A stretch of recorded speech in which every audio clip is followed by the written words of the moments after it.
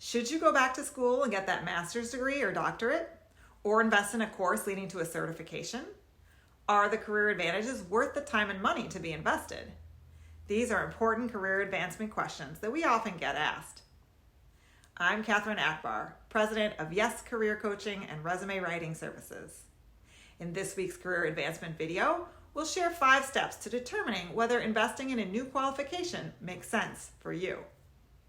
Step 1. Examine your reasons for seeking the qualification. Do you have a desire to know more, earn more, and/or advance yourself? Those are good reasons. Do you want the qualification just to make you successful in getting a new job? That's not enough of a reason. After all, in most cases, we can help you get a new job that you want without your having to spend the money and time to get a new qualification. And remember that unless you go part-time, getting a degree can take years out of your experience total. Experience often counts more than education with U.S. employers. Step 2. Research and note the time and money required to complete the qualifications that you are considering. Be sure to factor in all time costs, such as the time for applying, commuting, classes, homework, exam preparation, and exam taking. What is the value of your time? You can use the value of your hourly wage, which for our average incoming client is $57. I calculated this from the annual salary at www.calculator.net/salary-calculator.html. Or you might choose a lower number, since the value of your free time might be less than your work time. Then add up all the money costs, such as class fees, exam fees, course materials, transportation costs, etc. Step 3. Research and note the expected financial advantages of having the new qualification. If you will be able to get a higher paying job as a result, how much higher? You can research this on salary.com. Then calculate the financial advantages using an online calculator like the one at calcxml.com/go/ins07. Let's run through an example. Let's say you are making $107,500 per year, like our average client when they come to us. And your job title is Business Development Supervisor. You are looking at getting a Master of Business Administration MBA degree to increase your earning potential. Using salary.com, you can compare your expected salary based on your years of experience and a bachelor's degree versus your years of experience and a master's degree. According to the example I did, the difference was $3,331 per year.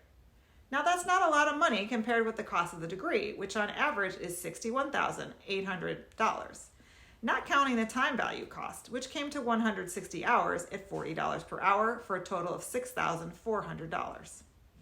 But this degree will make you more money over time, so the advantage totally is much greater. Using the calculator at calcxml.com, I enter the current salary, the age, 40, and the expected age of retirement, 65, for this example client. For annual salary increases, I recommend putting 7.6%, which is the national average. Even though if you work with us and get a new job, you can expect a 20% increase on average. Using the 7.6 annual increase number, it calculates the person's expected future earnings without the MBA at $7.41 million. Now put in the salary rate with the master's degree. In this case, keeping the other numbers the same, the future earnings come to $7.64 million. That might seem like a small difference, but it's still about $230,000, which is more than 3 times the total cost, financial plus time, of the average MBA. Note, if your employer is willing to pay for some or all of the qualification, or you expect scholarships, only count the cost you will personally bear. Also note that I am assuming you are going part-time, so there's no loss of salary during this time. If the qualification you are considering is not a degree, quantifying the benefit may be more difficult. But compare the salary of a job that requires it versus the salary offered of a job that does not require it. Use the midpoint of the salary estimates on Indeed.com or a similar job board. Step 4. Notice the feelings you had as you were doing the above calculations. Did you want to learn that the qualification wouldn't be worth its cost? Or were you pleased and excited to see the difference it would make to your income? That tells you your gut feeling about the choice. After all, there are many intangibles to consider too. Will you feel more proud of yourself with a more prestigious degree? Will the effort be worth the loss of free or family time? Will you enjoy studying this subject? Are you ambitious and wanting to go as far as possible, or content with a job that meets your financial needs? Step 5. Choose, based on both the numbers and the intangibles, your preferred course of action. There's no right or wrong answer here. You can get the new qualification even if the numbers don't suggest that it makes sense for you. Like my mom, who got a doctorate in her mid-40s, even though she didn't expect the earnings to make it worthwhile.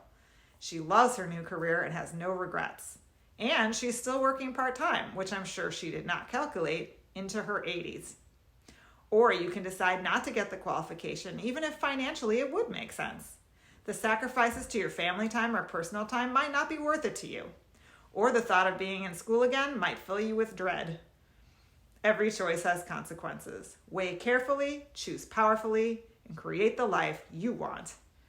If you like this video, please give it a like and subscribe so you don't miss the rest of our career advancement series. If you want support on job search or career success, schedule a free career success consultation at yeswriting.com if you've never had one.